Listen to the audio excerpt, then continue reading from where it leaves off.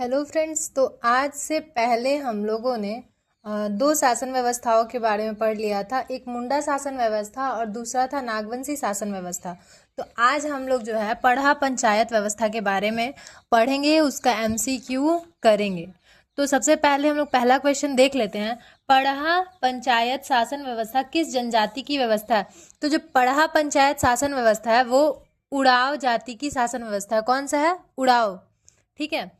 पढ़ा पंचायत व्यवस्था के संबंध में गलत विकल्प चुनना है। कौन सा? चार ऑप्शन दिया, उसमें से कौन सा गलत है पढ़ा पंचायत में? ठीक है। पढ़ा पंच का आयोजन आश्विन पूर्णिमा के दिन होता है। पढ़ा शिकार एवं जनी शिकार का आयोजन 12 वर्ष में एक बार होता है। पढ़ा जतरा के अंतर्गत नृत्य का आयोजन होता है। इनमें से कोई नहीं। तो इसका आंसर जो है आंसर बी होगा। पढ़ा शिकार एवं जनी शिकार का आयोजन 12 वर्ष में एक बार होता है। उसके बाद तीसरा क्वेश्चन है, पढ़ा पंचायत शासन व्यवस्था में प्रत्येक गांव का प्रधान होता है। तो पढ़ा पंचायत का शासन व्यवस्था में प्रत्येक गांव का जो प्रधान होता है ना, उसको हम लोग महतो कहते हैं। क्या कहते हैं? महतो। पढ़ा पंचायत शासन व्यवस्था के संबंध में सही विकल्प को चुनिए। इसमें से कौन सा सही है वो बताना है। पढ़ा राजा सर्वोच्च पदाधिकारी है। पंचायत की कार्यवाही में पुरुष एवं महिलाएं दोनों भाग लेते हैं। ऑप्शन सी, महतो केवल प्रशासनिक कार्यों का संपादन करता है जबकि न्यायिक कार्य पढ़ा राजा के अंतर्गत आते हैं। ऑप्शन डी, उपरोक्त सभी। तो इसका जो है ऑप्शन नंबर बी होगा। पंचायत की कार्यवाही में पुरुष एवं महिलाएं दोनों भाग लेते हैं। आगे हम लोग पांचवा क्वेश्चन देखते हैं। प्रारंभिक काल से महतो से पहले उड़ाव गांव का धार्मिक एवं लौकिक प्रधान हुआ करता था। तो वो बैगा हुआ करता था। ठीक है। छठा क्वेश्चन है, पढ़ा शासन व्यवस्था के अंतर्गत गलत विकल्प को चुनना है।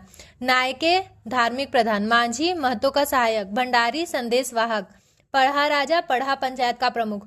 तो नायके जो है, नायके नाम का तो पद ही नहीं था। पढ़ा शासन व्यवस्था में नायके जैसा कोई शब्द आया ही नहीं था। धार्मिक प्रधान कौन होता था? पाहन होता था। तो ऑप्शन ए गलत है। ठीक है। पढ़ा शासन व्यवस्था के अंतर्गत वे सभी मामले जो गांव के स्तर पर महतो निपटारा नहीं कर पाता वह हस्तांतरित, मतलब जो महतो से नहीं सुलझता था जो मामला, वो कहाँ जाता था? पढ़ा राजा के पास जाता था। ठीक है। उसके बाद हम लोग आठवां क्वेश्चन देखते हैं। पढ़ा पंचायत शासन व्यवस्था में पूजा पाठ, धार्मिक अनुष्ठान, शादी विवाह इत्यादि से संबंधित कार्यों का संचालन किया जाता है। किसके द्वारा किया जाता है पूजा पाठ शादी विवाह से संबंधित कार्य? तो पाहन के द्वारा किया जाता था। और पाहन को जो भूमि दिया जाता है उसको पहनई भूमि कहते थे। ये भी एक फैक्ट याद रखिएगा। नौवां क्वेश्चन देखते हैं। तो पढ़ा पंचायत शासन व्यवस्था में पाहन का पद है।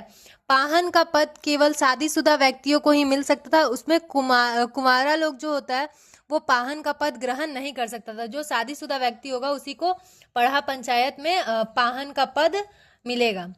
10वां क्वेश्चन, किस समुदाय की यह प्रमुख उक्ति है? पाहन गांव को बनाता है, महतो गांव को चलाता है। उड़ाव में ये कहा गया है कि पाहन जो है गांव को बनाता है और महतो गांव को चलाता है। तो कौन सा ये में कहा गया है? उड़ाव समुदाय में। तो हो गया आज के लिए इतना ही। Thank you.